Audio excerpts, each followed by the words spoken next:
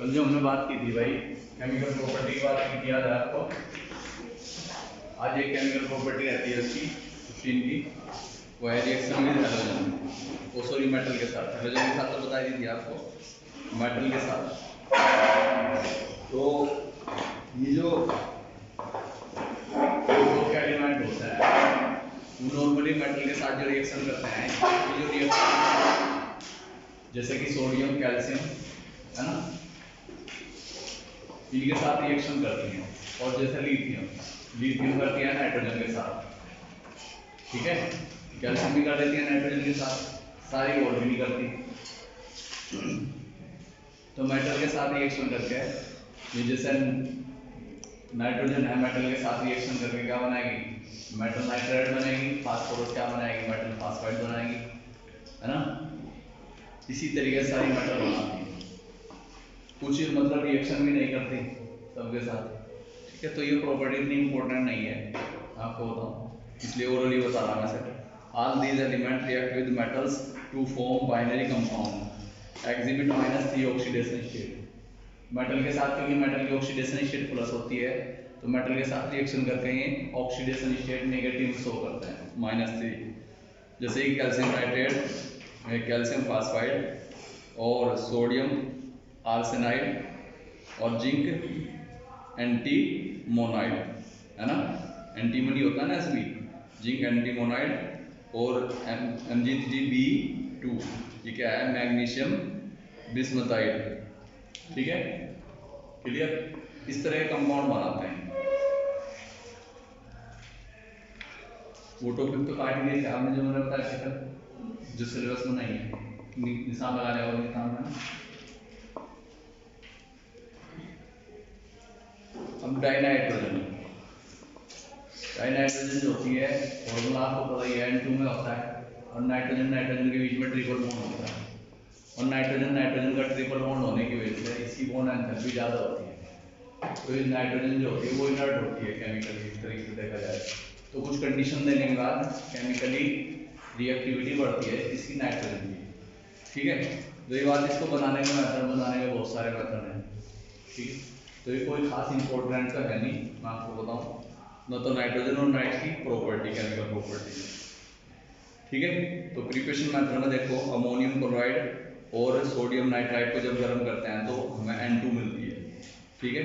इसी तरीके से अमोनियम क्रोमेट को गर्म कर, डाइक्रोमेट को गर्म करते हैं जब हमें नाइट्रोजन मिलती है, और बेरियम नाइट्राइड को गर्म करते हैं तो हमें नाइट्रोजन मिलती है, ठीक है। रही बात इसकी प्रॉपर्टी, कलरलेस है, ऑडरलेस, नॉन टॉक्सिक गैस है, ठीक है। आइसोटोप, जो आइसोटोप है तो 14 वाला होता है, 15 वाला होता है। आइसोटोप के बारे में जानते हैं आप, इनका एटॉमिक नंबर सेम और मास नंबर डिफरेंट होता है, ठीक है। ये मैं आपको बता चुका, इनर्ट होती है। ये क्वेश्चन पूछा जा सकता है, why nitrogen is inert at room temperature, because nitrogen possesses triple bond, है ना, has bond energy of nitrogen more, ठीक है। तो जल्दी से रिएक्शन नहीं करती, तो इसलिए इनर्ट होती है, ठीक है। अब रही बात इसकी रिएक्टिविटी की, ये मेटल के साथ रिएक्शन कर लेती है, नॉन मेटल के साथ रिएक्शन करती है। मेटल के साथ रिएक्शन कर क्या बनाती है, मेटल नाइट्राइड बनाती है ना। नॉन मेटल के साथ जैसे कि हाइड्रोजन के साथ रिएक्शन कर लेती है, ऑक्सीजन के साथ रिएक्शन कर लेती है, हाइड्रोजन के साथ रिएक्शन कर लेती है, ठीक है, क्लियर। तो मेटल के साथ क्या बनाती है, नाइट्राइड बनाती है, जैसे अमोनिया बनाने में हैबर प्रोसेस, ठीक है। तो इसमें आप देखेंगे हैबर प्रोसेस की बात करेंगे हम बस। अमोनिया कैसे है, अमोनिया की प्रिपरेशन मेथड देखो। अमोनिया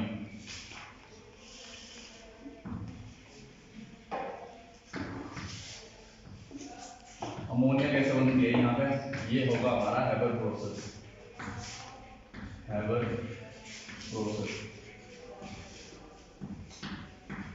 बनती है अमोनिया हैबर प्रोसेस से N2+3H2, और ये रिएक्शन होती है रिवर्सिबल। मैं आपको बताऊं, यहाँ बनता है हमारा 2NH3 और इसमें हीट निकलती है, तो हीट निकलती है, इसका मतलब ये एक्सोथर्मिक रिएक्शन है। तो एक रेशो ये है और 3 ये है, ठीक है। जब 1:3 में नाइट्रोजन और हाइड्रोजन मिलती हैं तो अमोनिया बनती है। तो टोटल पार्ट कितने, एक पार्ट इसका और 3 पार्ट इसके, बनते कितने हैं, 2 बनने ना भाई। 3 मोल इसके हैं और 1 मोल इसका है, बनते कितने हैं, 2 मोल है, ठीक है। और हीट निकलती है। इस रिएक्शन में मैं आपको बताऊं क्योंकि एक्सोथर्मिक है, रिवर्सिबल भी है, तो यहाँ पे ले चैटले प्रिंसिपल लगेगा। डायग्राम से बता दूंगा किस किस तरीके से बनती है। अकॉर्डिंग टू ले चैटले प्रिंसिपल, क्योंकि रिएक्शन एक्सोथर्मिक है तो इसमें टेम्परेचर कम रखना पड़ेगा, ठीक है। और इधर वॉल्यूम क्या हो रहा है, कम हो रहा है, तो प्रेशर इनवर्सली प्रोपोर्शनल 1/v, ये आपको पता है। तो प्रेशर बढ़ाने से वॉल्यूम कम हो रहा है, तो प्रेशर ज्यादा रखना पड़ेगा। इधर प्रेशर ज्यादा रखोगे जब उधर कम होगा, ठीक है। क्या कहता है ले चैटले प्रिंसिपल, अकॉर्डिंग टू ले चैटले principal, if the change in concentration, temperature और pressure है ना, the reaction exists in equilibrium, अगर इनमें चेंज कर दोगे आप, अगर रिएक्शन इक्विलिब्रियम में है तो अगर इनमें चेंज करने से रिएक्शन उस डायरेक्शन में शिफ्ट होगी जिधर इनको नेगलेक्ट किया जा सके। अगर इधर ज़्यादा मोल है तो उधर जाकर कम हो जाएंगे ना, मतलब रिएक्टेंट से प्रोडक्ट बन जाएगा, उधर बढ़ता रहेगा, ठीक है। इधर कम होता रहेगा, उधर बढ़ता रहेगा, फिर एक सिचुएशन ऐसे आएगा दोनों तरफ बराबर हो जाएगा, इक्विलिब्रियम हो जाएगा इस टाइम। अब यहाँ पे क्या है, 1 मोल है, 2 3 मोल 4 मोल हो गए टोटल। इधर कितने हैं, ठीक है, या आप ये भी कह सकते हो इधर 1 वॉल्यूम है, इधर 3 वॉल्यूम है, 4 हो गए। उधर कितने वॉल्यूम है, 2 है, तो इससे प्रेशर का सबसे ज़्यादा असर है।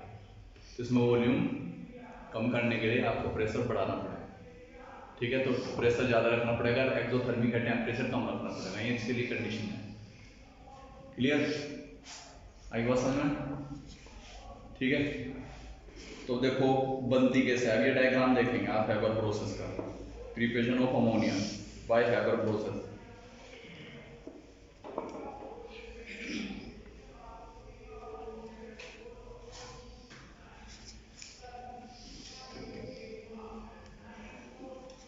देखो ये डायग्राम दिखा रखा है ना इसमें, ये वाला डायग्राम देख रहे हैं, इधर से नाइट्रोजन और हाइड्रोजन को एंटर किया जाता है और यहाँ होता है कंप्रेसर।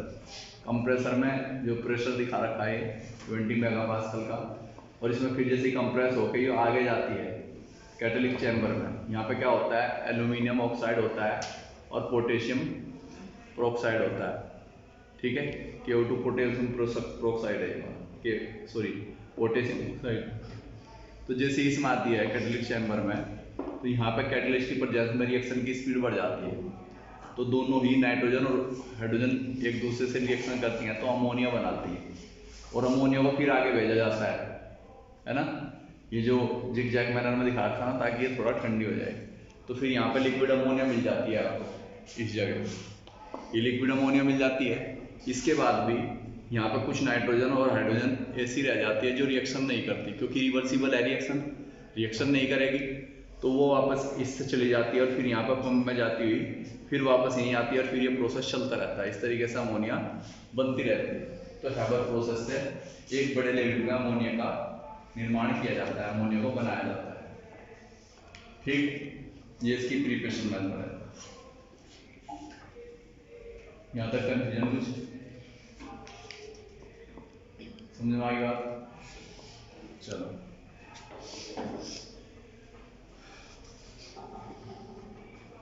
हाँ एक बात और, जैसे इस प्रोसेस में अमोनिया बनती है, मैं आपको बताऊं अमोनिया को निकालते रहते हैं, ऐसा नहीं कि बस बना के वहीं रखते रहते हैं, क्योंकि रिएक्शन रिवर्सिबल है। तो अगर मान लो रिवर्सिबल ना होती, रिवर्सिबल होती, फिर तो बनती रहती, कोई बात नहीं, बाद में निकाल दो, प्रॉब्लम नहीं।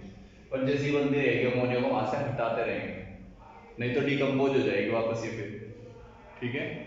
तो इससे बचने के लिए क्या करते हैं, हम इसे वहां से हटाते रहते हैं, निकालते रहते हैं। अब प्रॉपर्टी पे आ जाओ इसकी, प्रॉपर्टी अमोनिया की प्रॉपर्टी थोड़ी इंपॉर्टेंट है, थोड़ी है, काफी अच्छी खासी है प्रॉपर्टी।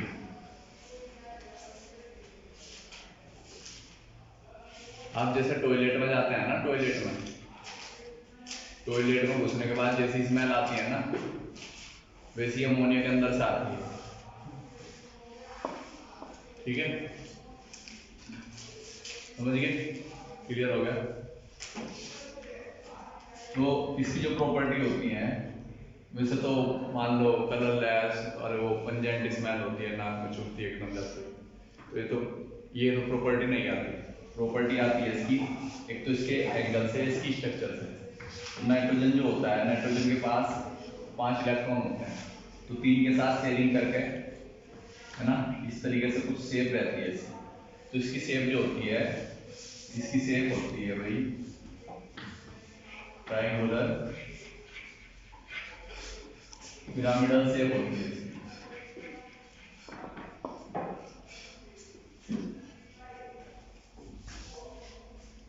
शेप से क्वेश्चन आ सकता है।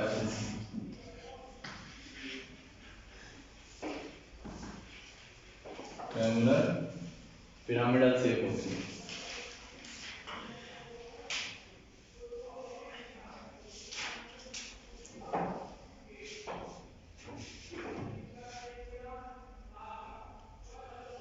आगे समझ में?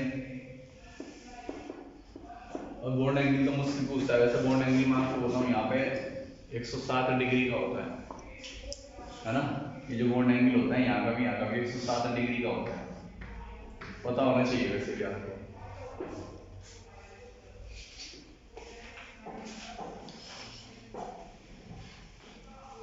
और दूसरी बात, इसके अंदर हाइड्रोजन बॉन्ड होता है, तो ये पानी में घुल जाती है ना, वाटर सोल्यूबल होती है। आगे बताऊंगा जब इसकी बेसिक प्रॉपर्टी पढ़ाऊंगा, अगला टॉपिक ही है अपना।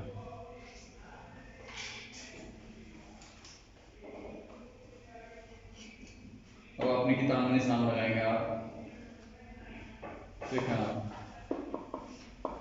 it associated through the hydrogen bond as the case of the water and accounts for this higher melting and boiling point than expected on the basis of the molecular mass। ठीक है, तो अगर ये पूछा question में कि ammonia का boiling या मेल्टिंग पॉइंट ज़्यादा क्यों होता है, तो आप क्या कहेंगे? अमोनिया के अंदर जो है हाइड्रोजन बॉन्ड होता है ना, due to the presence of hydrogen bond in ammonia and the melting and boiling point of ammonia is higher, है ना? क्लियर? ये मैंने थ्योरी बताई थी, इस पर निशान लगा देंगे आप। उसके बाद ammonia molecule see traveller pyramid, इस पर निशान लगा देंगे। ठीक है, क्लियर? अब आगे आ जाओ, इसकी प्रॉपर्टी देखते हैं, केमिकल प्रॉपर्टीज जैसे। अभी जो मैंने पानी की बात की थी, तो पानी के साथ रिएक्शन करके क्या बनाती है? NH3 plus H2O। अभी मैं आपको बताऊं ये किसका काम करता है, ये बेस का काम करता है। किसका? बेस का काम करेगा। और यहाँ पे मान लीजिए एसिड का काम करता है। ठीक है, वैसे तो हाइड्रोक्साइड बनाएंगे, मैं आपको बताऊं। अब ये बेस ही समझा, पानी में जैसे डिजोल्व करते हैं, पानी के अंदर डिजोल्व हो जाती है, क्या बनाती है? NH4OH, ammonium hydroxide. तो ये हमारा जो अमोनियम हाइड्रोक्साइड होता है, ये वीक बेस होता है, वीक बेस। ठीक है, और जब ये आयन में टूटता है, आयन में इस तरीके से टूटता है, NH4 प्लस OH माइनस, यही भी लिख सकता है, ऐसा कुछ नहीं है, ऐसे यही लिख तो चाहिए। ठीक है, तो OH जो देते हैं वो बेस होते हैं, और वैसे भी लुईस बेस है क्योंकि loan pair of electron donate करता है। आ रही बात समझ में? चलो, अब अमोनियम की खास बात है कि ये HCl के साथ भी रिएक्शन कर लेता है। देखो, ऐसे पानी के साथ रिएक्शन हुई इसकी, ठीक है, NH3 प्लस HCl, और ये रिवर्सिबल रिएक्शन हो जाती है, NH4Cl। क्लियर? NH4Cl। क्लियर? ये H देता है ऐसे, और ये H ले लेता है। साथ वैसे भी लिख सकते हो और करके, NH4 प्लस और Cl माइनस, पानी के अंदर इस तरीके से आ जाएगा। ये तो कंबाइंड हो गया, एसोसिएट हो गया। ये सब वापस भी लिख सकते हो, NH4 को गर्म करो, ये बन जाएगा वापस, रिवर्सिबल रिएक्शन होती है। फिर अमोनिया की एक खास बात है, क्योंकि ये लुईस बेस है, और जो लुईस बेस होता है वो इलेक्ट्रॉन दे सकता है किसी को। तो जो ये अमोनिया है ये किसका काम करती है, मैं आपको बताऊं, ये काम करती है लिगैंड का। लिगैंड क्या होता है, जो इलेक्ट्रॉन पेयर डोनेट करता है। जो आगे का चैप्टर पढ़ाऊं, चैप्टर नंबर 9 कोऑर्डिनेशन कंपाउंड। अब तो 8 हो गया, पहला 9 था। अभी तो एनसीईआरटी में 9 ही है वो, भले चैप्टर डिलीट हो गया हो, डिलीट हो गया तो नहीं आया, अभी संख्या तो वही है। आई बात है ना। तो ये लिगैंड का काम करता है, जब उसमें पढ़ाऊंगा ना, जब बताऊंगा डिटेल में। अभी थोड़ा सा मैं ज़्यादा डिटेल में नहीं जाना चाहता हूँ इसके बारे में। अब कुछ कंपाउंड याद बता रहा हूँ मैं, कॉम्प्लेक्स, ठीक है। जैसे कि निकिल के साथ, कोबाल्ट के साथ, जो डी ऑर्बिटल डी ग्रुप के एलिमेंट होते हैं उनके साथ कॉम्प्लेक्स बनाता है। और जब कॉम्प्लेक्स की बात होती है तो लिगैंड का तो बताना जरूरी होता है। तो डिटेल में तो मैं बताऊंगा, अभी तो वैसे ही बता रहा हूँ कि जो लोन पेयर दे सकता है वो लिगैंड होता है, ठीक है। कोऑर्डिनेट बॉन्ड फॉर्म करने के लिए कंडीशन ये भी है, हाँ, ठीक है। तो देखो, जिंक सल्फेट के साथ अमोनियम हाइड्रोक्साइड रिएक्शन करता है तो जिंक हाइड्रोक्साइड का पीपीडी बनाता है। फेरिक क्लोराइड के साथ रिएक्शन करता है तो फेरिक हाइड्रोक्साइड बनाता है, अमोनियम क्लोराइड बनाता है, ठीक है। अब मैंने आपको बताया कि due to the presence of non pair of electron it act as a ligand, है ना, as well as Lewis base. तो जो लिगैंड होता है वो लुईस बेस भी होते हैं, ठीक है। अगर कॉम्प्लेक्स फॉर्म करवा रहा तो कह रहे हैं लिगैंड, अगर एसिड बेस में आ रहे तो बेस कह रहे हैं। नाम तो बदल गया, है तो कंडीशन वही। देखो, presence of lone pair on the electron nitrogen atom, ammonia molecules make it Lewis base, it donate the electron pair and form the linkage with the metal ion and formation of such complex are, है ना, application of the direction of metal ion such as copper, Ag वगैरह। तो ये reaction important है, एक तरीके से देखा जाए, यहाँ के हिसाब से भी आगे के हिसाब से भी। तो इन पर इंसान लगाएंगे आप। Cu के साथ रिएक्शन कर रहा है तो C को कॉम्प्लेक्स बना रहा है, Ag के साथ रिएक्शन कर रहा है तो Ag का कॉम्प्लेक्स बनाएगा। क्लियर हो गया इतना, बात समझ में आ रही। चलो देखो, इस तरीके से बनाता है हमारे साथ complex, Cu2 plus Cu ion है ना, अमोनिया के साथ रिएक्शन करेगा, सॉरी NH3, और क्या बनाता है, Cu का कॉम्प्लेक्स बनाता है, NH3 का और 4, और इस पर 2 पॉजिटिव चार्ज। अगर वो बाहर लगाना चाहते हैं आप तो ला सकते हैं, ठीक है। बाहर मतलब पॉजिटिव को हटा के और नेगेटिव वगैरह लगा देते हैं इसमें, वो तो बाद की बात है, अभी तो समझ में नहीं आएगा आपको कैसे लगाना है, ठीक है। इसी तरीके से जो Ag, जैसे मान लो AgCl ले लिया आपने, यहाँ पर अमोनिया ले लिया, NH3 क्या बनेगा, Ag NH3 होल ट्वाइस, और ये Cl minus, Cl plus minus, ठीक है। वो Cl प्लस माइनस हो गया ना, बैलेंस कर सकते हैं आप, यहाँ 4 लेना है, यहाँ 2 लेना है, ये कॉम्प्लेक्स बन गया। और कॉम्प्लेक्स को स्क्वायर ब्रैकेट के अंदर लिखते हैं,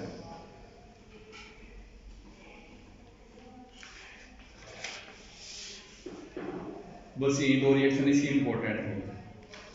क्वेश्चन मैंने कौन कौन सा बताया, एक तो लुईस बेस वाला बताया मैंने, एक ये 2 रिएक्शन बताई, एक ये पानी के अंदर घुल जाता है और इसका मेल्टिंग बॉइलिंग पॉइंट हाई रहता है, ठीक है। देखो क्वेश्चन भी दे रखे आगे।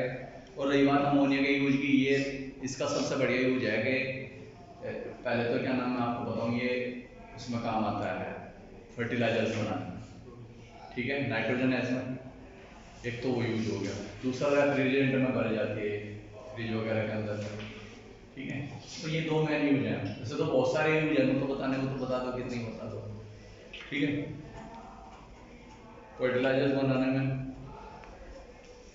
और दूसरा रेफ्रिजरेंट में।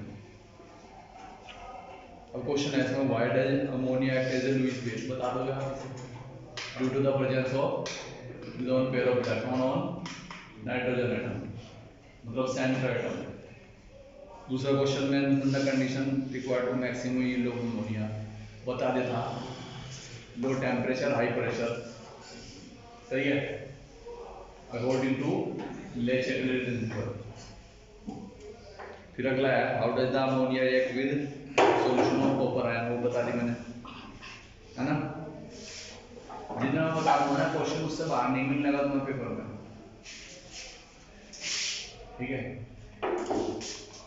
ये विश्वास है मुझे, मतलब पूरा पक्का तो कहना विश्वास है, बस पक्का तो भाई पक्का ही हो, पक्के में तो हम नहीं आते।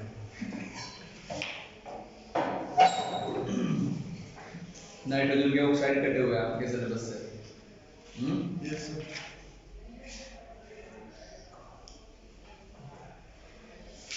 फिर आ जाओ नाइट्रिक एसिड पे।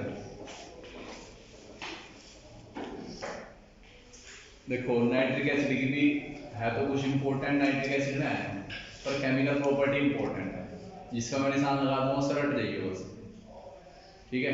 एज इट इज आती है और बस आगे लिखना प्रोडक्ट। इसमें क्या होता है पी ब्लॉक में इधर की दे देते हैं रिएक्शन, लेफ्ट हैंड साइड की आगे की लिखनी होती है। 3 नंबर का क्वेश्चन आता है ज्यादातर, तो 2 का भी आ जाता है, ठीक है। बस इसमें मैं आपको बताऊं अब तक जितने भी चैप्टर मैंने पढ़ा है इसी में रिएक्शन नहीं है, इसमें है ना, उसमें है आगे अरे डी में भी नहीं है इतनी कोई खास रिएक्शन, ना कोऑर्डिनेशन केमिस्ट्री में है या फिर ऑर्गेनिक में है, ठीक है, समझिए। देखो nitric oxide, sorry nitric acid, nitric acid के जो नाइट्रिक एसिड एक्चुअली जो है ना वो ये ऑक्सो एसिड है हमारा। अब ऑक्सो एसिड किसे बोलते हैं, जो ऑक्सीजन, जो एसिड ऑक्सीजन और H के बॉन्ड से बनता हो, वही सेंटर एटम तो है बीच में नाइट्रोजन होगा और उसमें OH का बॉन्ड भी होगा। इसी तरीके से सल्फर के एसिड होते हैं, उन्हें ऑक्सो एसिड कहते हैं सल्फर के। फास्फोरस के एसिड होते हैं उन्हें ऑक्सो एसिड और फास्फोरस कहते हैं। तो जिसमें OH का बॉन्ड होता है उसे ऑक्सो एसिड कहते हैं। क्या कहते हैं, ऑक्सो एसिड कहते हैं। तो नाइट्रिक एसिड जो होता है ये ऑक्सो एसिड ही है हमारा, किसका, नाइट्रोजन का, ठीक है, क्लियर। एक तो हमारा जो सबसे स्टेबल है और जिसका इस्तेमाल केमिस्ट्री लैब में भी होता है उसे बोलते हैं नाइट्रिक एसिड HNO3, और एक होता है HNO2 जिसे बोलते हैं नाइट्रस एसिड। दोनों है आपकी किताब में, तो वैसे मैं आपको बताऊं HNO2 की रिएक्शन मैंने पीछे ही बताई थी, रिएक्शन मैंने लिखवाई थी जब डिस्प्रोपोर्शनल रिएक्शन लिखवाई थी, याद है आपको, ऑक्सीडेशन स्टेट में, है ना। HNO2 is equal to HNO3 plus H2O plus NO, याद करो, याद है ना डिस्प्रोपोर्शनल रिएक्शन, उसमें भी लिखवाई थी। तो एक तो H2N2O2 है, इसे बोलते हैं हाइपोनाइट्रस एसिड, एक HNO2 है, ये आपका नाइट्रिक एसिड है, और सबसे बढ़िया इसमें नाइट्रिक एसिड ही है, और इसी के क्वेश्चन आ रहे हैं। और ये वासा का डिस्प्रोपोर्शनल रिएक्शन आ रहा हो तो कुछ आने का नहीं, ठीक है। और रही बात इसे बनाने की, तो अमोनिया की रिएक्शन नाइट्रिक ऑक्सीजन के साथ कराते हैं पहले, तो नाइट्रिक ऑक्साइड बनता है, NO बनता है, ठीक है। और उसके बाद फिर दोबारा NO का ऑक्सीडेशन कराते हैं, फिर NO2 बनता है, क्लियर। और जब NO2 बन जाता है फिर तो पानी ले आओ साथ में, H लाना ना, तो पानी के साथ रिएक्शन हो तो क्या बन जाता है हमारा, नाइट्रिक एसिड बन जाता है, और दोबारा फिर NO बन जाता है। ये प्रोसेस चलता रहता है, ठीक है, समझिए मेरी बात। देखो और ये मेथड है इसका इंपॉर्टेंट, ठीक है, इसे बोलते हैं ओस्टवाल्ड मेथड। क्या, ओस्टवाल्ड। सेकेंड एनसीईआरटी में नाम ना दे रखो, मैं बता रहा हूँ। अमोनिया रिएक्शन करती है इसके साथ O2 के साथ रिएक्शन करती है, ठीक है, क्या बनाती है, नाइट्रिक ऑक्साइड बनाती है।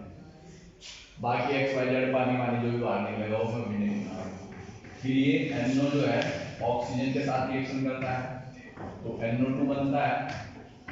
अब NO2 बनने के बाद फिर NO2 इसके साथ रिएक्शन करता है, पानी के साथ रिएक्शन करता है, तो यहाँ HNO3 बनता है और प्लस फिर NO बन जाता है ना। और जैसे ही NO बन गया फिर यहाँ जो है ना, फिर O2 के साथ फिर ये बनेगा, फिर दोबारा ये प्रोसेस चलता ही रहता है ना। और क्या बनता रहता है आपका HNO3 बनता है। अब अपनी किताब में देखें, आपने अमोनिया की रिएक्शन ऑक्सीजन से कराई, क्या बना, NO बना, H2O मैंने नहीं लिखा वहां पे, बता दिया था मैंने पहले ही, ठीक है, लिख दें आप, चलो कोई बात नहीं, कभी कंफ्यूजन भी है। H2 बैलेंस कर देना यहाँ 5 से मल्टीप्लाई लेकर, बैलेंस करना कोई बड़ा मैटर नहीं है, तो बैलेंस तो एकदम ठीक है। फिर नाइट्रोजन डाइऑक्साइड बना, फिर इसका हाइड्रोलिसिस करा पानी के साथ, क्या बन गया आपका, नाइट्रिक एसिड बन गया और नाइट्रिक ऑक्साइड बन गया, फिर दोबारा नाइट्रोजन डाइऑक्साइड, फिर पानी के साथ ये प्रोसेस चलता ही रहता है, ठीक है। और इससे मिलती है NO form is recycled, then the aqueous HNO3 can be consumed by the distillation up to 68% by mass, further concentration to 98%, फिर दोबारा कंसंट्रेट किया जाता है ना, किसके साथ, सल्फ्यूरिक एसिड के साथ, और ये फिर 98% आपका कंसंट्रेट नाइट्रिक एसिड मिल जाता है। बताओ, ये अच्छा मेथड है बनाने का, post ward method nitric acid बनाने का। हाँ, ये दे रखा है ना, ये दे रखा, on large scale is prepared by the Ostwald process, ठीक है, समझ में आ गया ना, यहाँ तक कंफ्यूजन है कुछ। अब इसकी प्रॉपर्टी आ गए, प्रॉपर्टी तो मैं आपको बताऊं, नाइट्रिक एसिड है, हाइड्रोजन बॉन्ड भी है इसके अंदर, पहली बात OH का बॉन्ड है ना इसका, तो हाइड्रोजन बॉन्ड है, पानी में आसानी से घुल जाता है, एसिड घुल जाता है पानी में, ठीक है। जो हाइड्रोकार्बन वाले में कम घुलता है, इनमें कार्बन की संख्या ज्यादा होती है, वो डिस्कस करेंगे ऑर्गेनिक केमिस्ट्री में।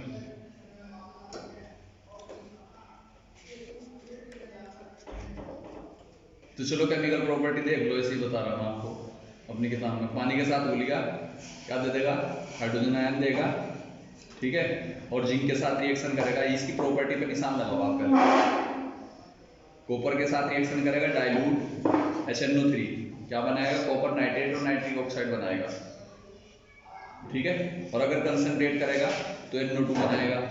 बाकी तो ऊपर वाले जैसे ही है, H2O दोनों में बनना, बस फर्क है नाइट्रिक ऑक्साइड का और नाइट्रोजन डाइऑक्साइड का। अगर डाइल्यूट करेगा तो नाइट्रिक ऑक्साइड बनाएगा, अगर कंसंट्रेट करेगा तो NO2 बनाएगा, एक में N2O भी बनाएगा, आगे रिएक्शन आएगी। जिंक के साथ रिएक्शन करेगा डाइल्यूट, वही क्या बना रहा है आपका, N2O बना रहा है यहाँ पे, ये बताया था मैंने अभी, जिंक नाइट्रेट पानी और N2O जिंक के साथ, फिर कंसंट्रेट रिएक्शन करेगा, वही NO2 बनना है, क्लियर। तो रिएक्शन भी याद करने में दिक्कत नहीं है, डाइल्यूट के साथ रिएक्शन कर रहा, वही क्या बनाएगा, NO बनाएगा, और कंसंट्रेट के साथ रिएक्शन NO2 बनाएगा, जिंक के साथ N2O बनाएगा, बस बाकी तो जो वस्तु है। तो ये रिएक्शन भी इन पर निशान लगा दो आप।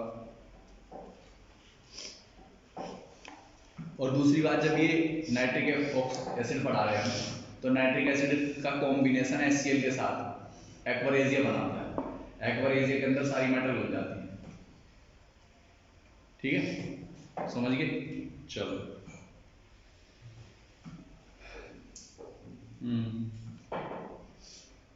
अब ये जो आगे की रिएक्शन है ना, ये सारी की सारी, आयोडीन के साथ, कार्बन के साथ, सल्फर के साथ, फास्फोरस के साथ, सारी इंपॉर्टेंट है, वेरी वेरी इंपॉर्टेंट है।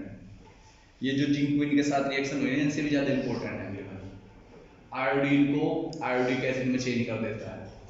और हाँ, मैं आपको बता दूं, ये ऑक्सीडाइजिंग एजेंट है, आयोडीन को आयोडिक एसिड में ऑक्सीडाइज कर देता है, ठीक है। कार्बन को कार्बन डाइऑक्साइड में ऑक्सीडाइज कर देता है, ऑक्सीडेशन कर देता है कार्बन का, क्लियर।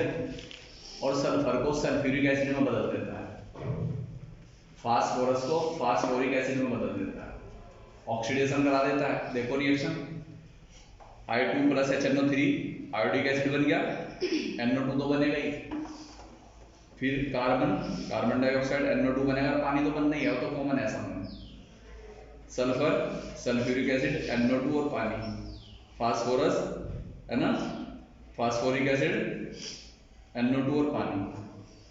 रिएक्शन आसान है बहुत ही, एक जैसी सी है, बस मैं प्रोडक्ट याद करो, NO2 सब में बनना है और पानी सब में बनना है, चार की चार रिएक्शन में, चारों इंपॉर्टेंट है।